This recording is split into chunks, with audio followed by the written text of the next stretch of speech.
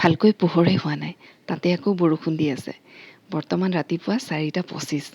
এনেকুৱা এটা সময়ত চবেই লগ হৈ ৰাস্তাত ফূৰ্তি কৰিবলৈ যোৱাটো কি যে এটা অভাৱনীয় কথা, মানে ভাবিব নোৱাৰা কথা। আহি পালোঁ ৰাতিপুৱাৰ প্ৰাৰ্থনাস্থলীলৈ, যাৰ ঘৰত প্ৰাৰ্থনা কৰা কথা আছিল তেওঁৰ ঘৰলৈ। তাতে সকলোৱে মিলি ৰাতিপুৱাৰ প্ৰাৰ্থনা কৰিলোঁ। ৰাতিপুৱা ঠিক এনেকৈ মৰ্ণিং প্ৰেয়াৰৰ ঠিক টাইমতে সকলোৱে লগ হৈ প্ৰাৰ্থনা সাধাৰণতে কৰাই নহৈছিলে আগতে। এনেকুৱা আমি চান্স কমেই পাইছিলোঁ। পূজ্যপাত অবিন্দাৰ কাৰণেই এই চান্স পালোঁ যে এনেকুৱা সময়ত প্ৰেয়াৰ কৰা।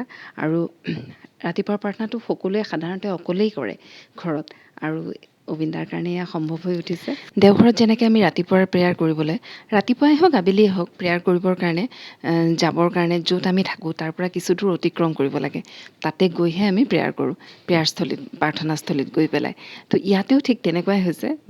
মানে ৰাতিপুৱা শুই উঠিয়ে ফ্ৰেছ হৈ আমি কিছু দূৰ অতিক্ৰম কৰিব লাগে, মানে তাৰপিছত আমি গৈ প্ৰাৰ্থনাস্থলী পাওঁ।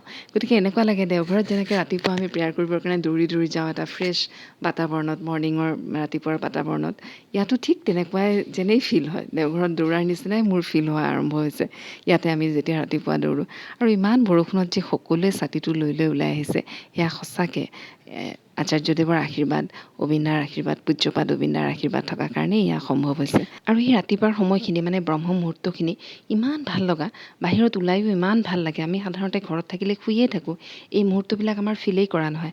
বাহিৰত ওলাই আহিলে গম পোৱা যায় যে কিমান ভাল লাগে পৰিৱেশটো, আৰু তাতে সকলোৱে একেলগে লগ হৈ ঠাকুৰক প্ৰাৰ্থনা কৰা, সঁচাকৈ ভাবিবই নোৱাৰি কিমান ভাল লগা। আয়ুৰ্বেদৰ মতে ব্ৰহ্ম মুহূৰ্তত বলা বায়ু অমৃত তুল্য, আৰু ব্ৰহ্ম মুহূৰ্তত শোৱাৰ পৰা উঠি টহল দিলে দেহত সঞ্জীৱনী শক্তিৰ সঞ্চাৰ হয়। গতিকে আজি আৰু বিশেষ নকওঁ, আজিলৈ ইয়াতে এৰিছোঁ। নমস্কাৰ, জয় গুৰু।